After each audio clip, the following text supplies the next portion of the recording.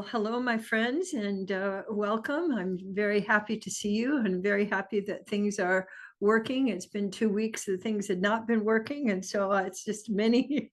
Oh, yes, technology is wonderful when it works. One of the things I've been there's been a lot sort of sort of in a underground river kind of way about the power of attention that I've been noticing in the collective, that people are finally beginning to notice that the quality of our attention is a very important dynamic, in our ability to be together in community. And one of the things I was thinking about is that it's not just attention is not just looking or perceiving, it's what we are bringing to the looking or perceiving. So it's a combination of our attention and our intention. And so I wanted to just have you, as you're looking out around you, or you're turning your attention inward, do you have a pattern of what you're looking for? So, for example, our brain is wired up to look for what's wrong.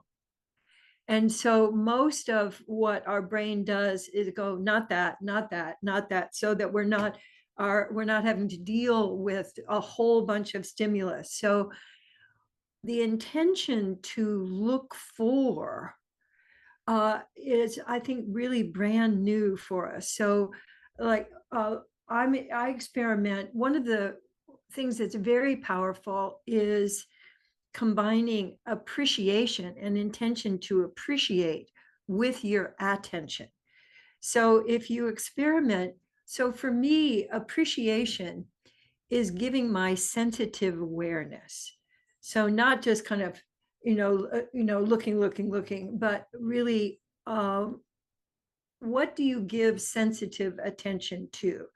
So like newborns or puppies or kittens, that sense of, oh, that kind of attention. I'd like you to see if you can generate that kind of sensitive awareness, and then just turn that toward yourself and notice where your attention lands.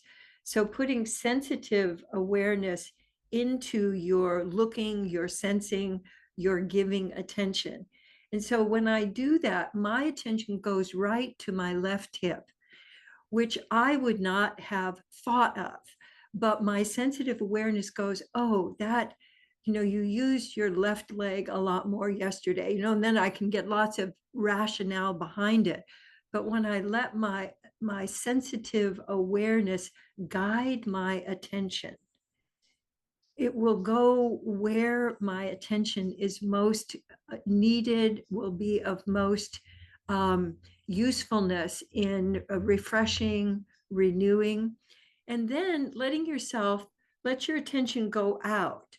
And my habit, so I'm out in my back, I can see my backyard from my studio.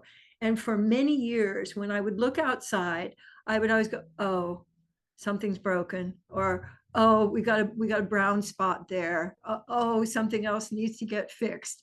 So that what's wrong, I think, also very much applies to our when we look outside. So I'd like you to again generate that sensitive awareness, and for me, that involves letting myself breathe and move and get some flow in my own body. And then when I turn my attention out, oh, oh, I'm noticing the angle. I'm noticing that there's a new branch that's opened up. I'm noticing that our lime tree out here is so full that it's beginning to bend over, with abundance. And so the quality of what you notice so much depends on the peepers, on what you're opening to observe. And so my invitation for you, and let yourself just practice it a few times, is generating sensitive awareness.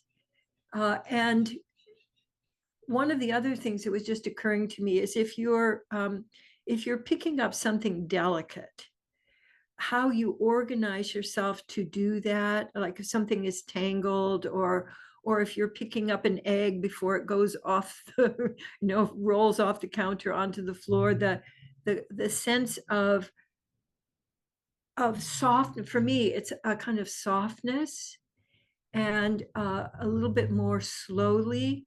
So just notice what it's like for you to actually generate sensitive awareness. And I was just thinking, let's take that into also some love scoops. So you could use your sensitive awareness to just bring in whatever kind of juiciness you'd like to experience, and letting your sensitive awareness tell you where that's wanted. So gathering it and then giving it to any place in you that wants that.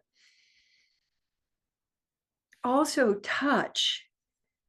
When you touch yourself, it activates different parts of your brain and different parts of your nervous system that can really allow you to feel cared for. So rather than just imagining that you care for yourself, the love scoops really give you that experience of touching in with yourself. And that really, I think it really makes a difference in experiencing caring for you and loving yourself rather than just thinking about it. So that combination of appreciation and attention is something that I practice. I practiced it for so long that it's all gotten woven together. And it makes such a difference for me also when I'm moving into any kind of new situation. If I'm going into a meeting, or um, I'm dealing with something that is unexpected. If I can bring my appreciation, it's allowed me to sidestep drama, the whole, escalating who did what and blaming, and it invites everybody in the frame, everybody who's present to it invites presence. And so for your practice this week, I would love for you to add appreciation to your attention, and generating. In fact, one of the things I like to play with is generating appreciation before I go into a new situation. So I have a couple of meetings planned this week, and some of them are, for some new stuff that might be going on. And so generally I would go into that kind of meeting with my list of things.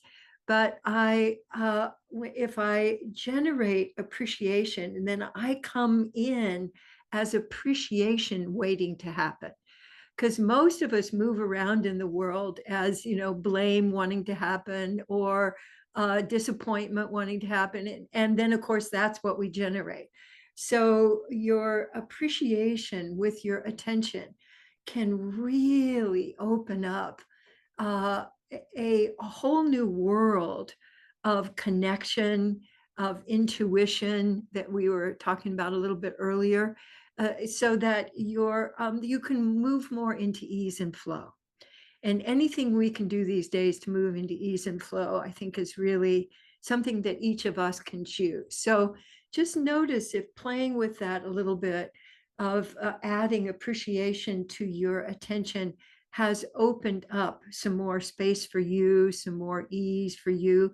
And one of the things I notice when I'm generating appreciation is that colors become more vivid. I see more space than I see contraction. So I have little markers that will let me know when I've shifted. And I invite you to notice, how do I know that I'm appreciating? And one of the ways I notice is that I create more ease and flow just as I'm moving around in the world. So that's what I want to invite you into with your loop of awareness. And I'd like to have us take a look at our card for today. And I'd like us to just practice some of that with the card when Michelle brings it up.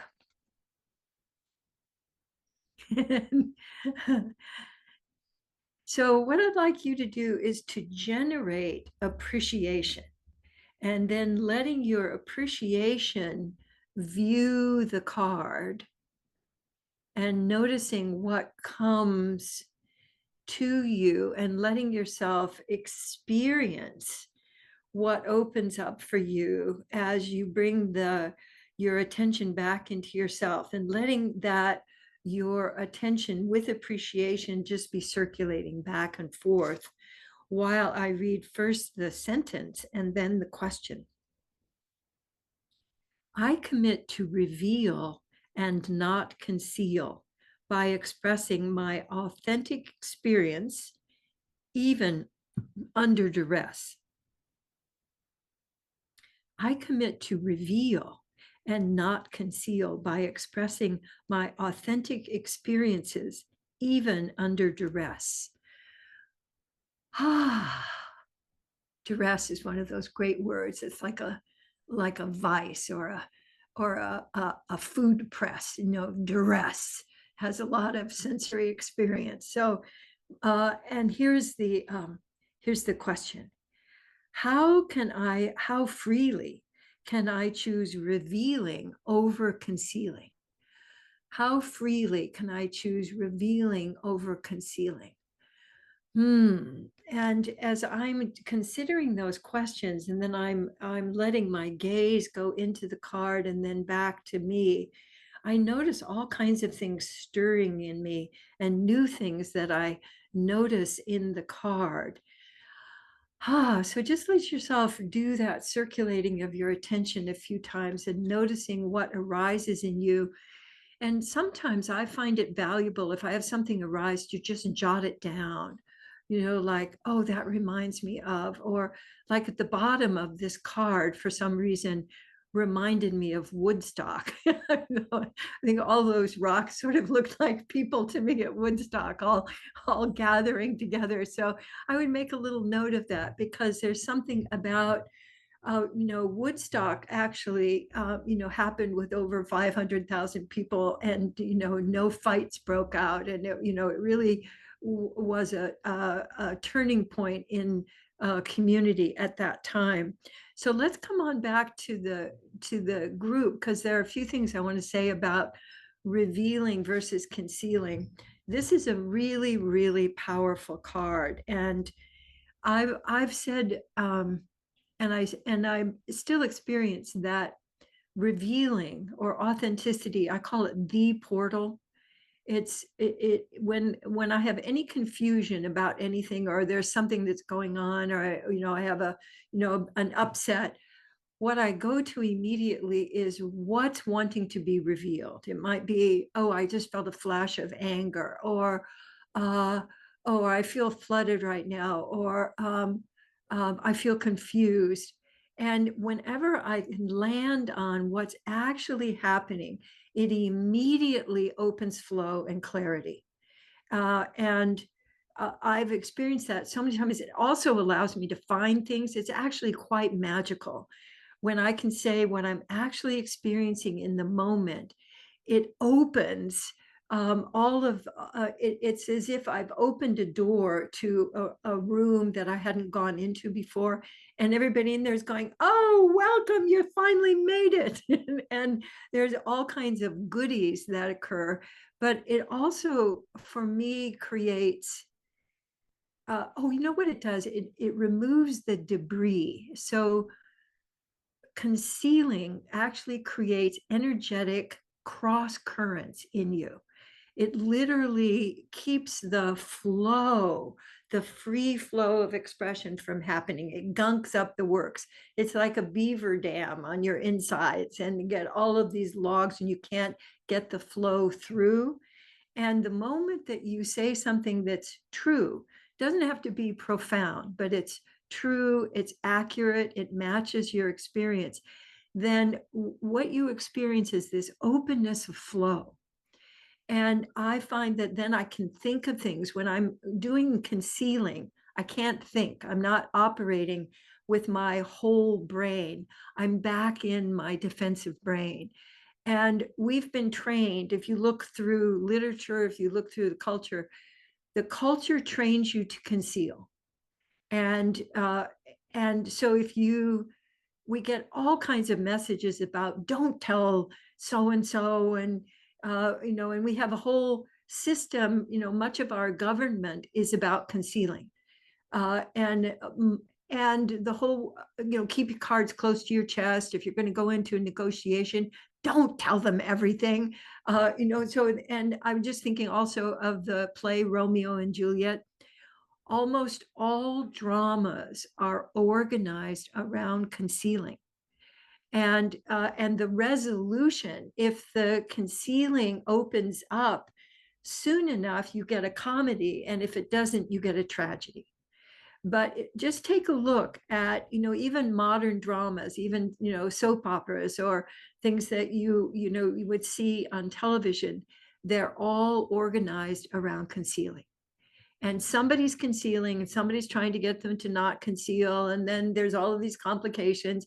And it always resolves by someone finally saying what's true, or them finding out what's true. And so if you organize yourself around revealing, and revealing what's going on, it's the most, I think it's like you're getting a whole new source of energy moving through you. It's like opening up the dam on the reservoir, so all that flow is available to you. So and I find that it is one of the most difficult things for people to do, because we've been punished for for you. Oh, why did you have to say that to him? So, uh, punished a little and a lot. So the courage to reveal. What I would suggest to you, if this is something that you want to practice it with people love you, because even in that situation, you're more likely to conceal when you're scared. So playing with, I'm willing to reveal rather than conceal. That was the big switch that made a huge difference in my relationship with Gay. It was because it was with a commitment that I recommitted to, several hundred times before I got more skilled at it. So I'm just saying that if I can do it, you can do it. And the benefit is just tremendous.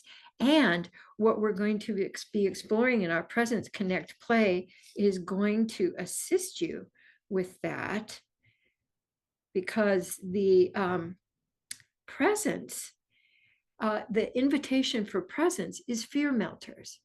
So literally, fear melters will deal with the jangle that comes up when you decide to reveal rather than conceal, because you'll feel it. You go, so the fear melters. So if you mostly, well, I think people do fight, when someone says, what happened there? But no, nothing happened there, so that's a fight response. So oozing, so let yourself just go ahead and play. Where in your body would like to ooze today? The fear melters are a way for you to presence yourself that's so effective. And it's very clear now, just research just came through that the 2 minutes that we recommend for people, that's the 2 minutes. That's what will change your state. So you can take that to the bank, that fear melters for 2 minutes will open flow in a way that's really reliable for you. So rooting, so if you go, I'm out of here. So rooting is that sense of extending your feet down into the earth, letting the roots come down through your fingers and connect you to the floor, that sense of I'm supported. So many of us didn't have the experience of really feeling supported. I developed my by myself persona when I was about 2, because I did not experience being supported. So I did it with a lot of muscle and a lot of effort, and and a lot of fight in it. But letting yourself actually root, realizing that your energy extends down into the earth, but also the earth can supply energy up through your feet, up through your hands, so that you can genuinely feel supported from the inside. So that's rooting. And then wiggling. Wiggling is the one that has the research that 2 minutes of wiggling will restore your nervous system. So that's the one that what I invite you to do is, which of the fear melters is the easiest for you to access? And that can be your entryway into playing with the fear melters. So for some people, it might be that, just letting yourself breathe and feel supported. But wiggling, if something unexpected happens, that, whoa. So find a new way of wiggling your body, maybe one that you haven't done before. And I like to add wiggle sounds. For me, this one invites sound as well. So find if there's a wiggle sound that goes with your wiggling, that.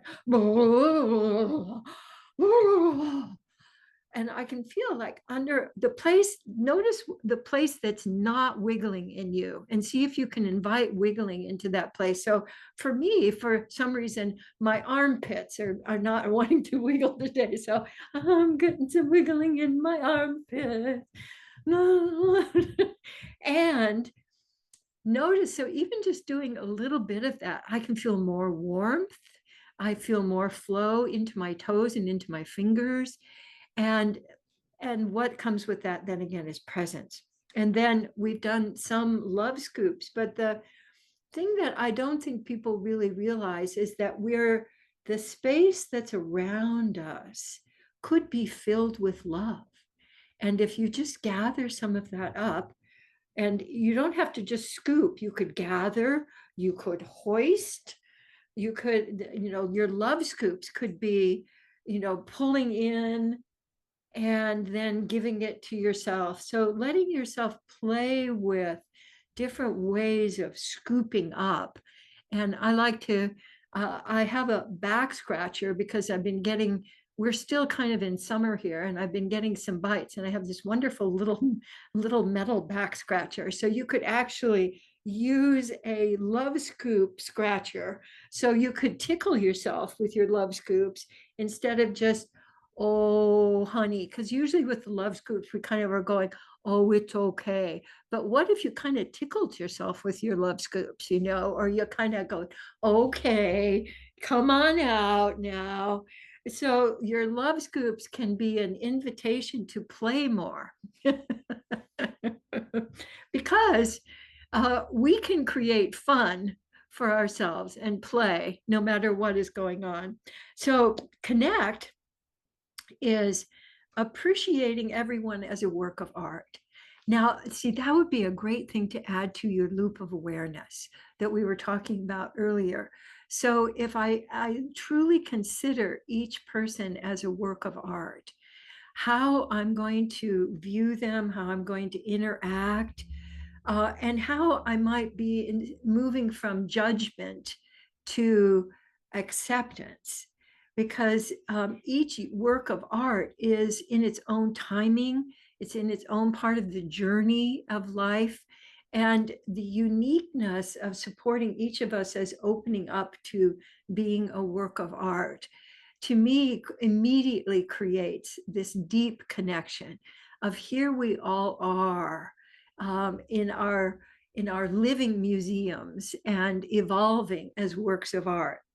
And then play. Oh, this one is a good one. I haven't seen this one in a while. Play is take the posture of the old story, wiggle, and then take the posture of the new story. Whoa. So think about something going on in your life that that you have an old story about. Like one of my old stories was, the other girls don't like me.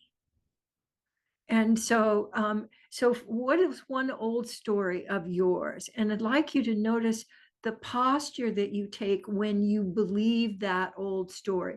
So for me, it was a little bit of a cringe and a little bit of a deflated balloon. Yeah. So just go ahead and then notice how you experience yourself and what you notice in the world when you're in your old posture. Not fun. For me, and I can feel myself sinking. If I stayed in that posture, I would start having judgmental thoughts, and I would start thinking, I have to move away. I don't like this person anymore. So, it escalates. So instead of that, because we go up to our thoughts to defend, let yourself wiggle, because you were just doing that. Let's find out. So one a reliable one is face flapping, when you let your head come forward and you go. So if you don't have room or space, or you don't have the permission to do a whole body wiggle, you could do a face flap. You could also just wiggle your fingers and toes. So notice that if you wiggle any part of you, it starts the flow going. And then I'd like you to invent what's a new story. So for me, what's a new story about you could create in place of your old story? So I'm just thinking about this. So my new story is I create welcoming wherever I show up. So that's my new story. So what new story would you like to create? Now, and remember, you may want to shift between your old story and your new story several times, but what's your new story? And let yourself take on the posture of your new story. So notice what it is for you. And, this one's a great one. So if this one appeals to you, to me, welcoming is one of my favorite verbs, and letting my new story be welcoming. Welcoming whatever that posture allows me to turn toward and open to. And I can always then wiggle. If I get myself caught in the old story, I can wiggle, or I can do other fear melters and then return to my new story. So I start giving more attention to my new story, because as we know, what you give attention to grows. And rather than going, oh, here I go again, I'm in my old story again, just simply wiggle and make a shift. So I just read somewhere that emotions last for 90 seconds. And if they last longer than that, it's because you're bringing thoughts in. So it's because you've gone mental. So 90 seconds. And if you flow with that, then any emotion moves through in that time. So I've gone longer today. I think it's because I missed you all. Haven't seen you for a couple of weeks, and I just had lots to share. So thanks so much for being here. And I'm glad I always celebrate when everything works. So please have a great week, and stay on the call as long as you like. And I look forward to seeing you next time. Mwah. Take care.